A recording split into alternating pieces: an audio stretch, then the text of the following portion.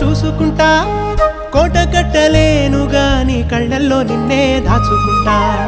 రాత ఎట్లా రాసి ఉన్నా ఆ మార్చి నీతో రాసుకుంటా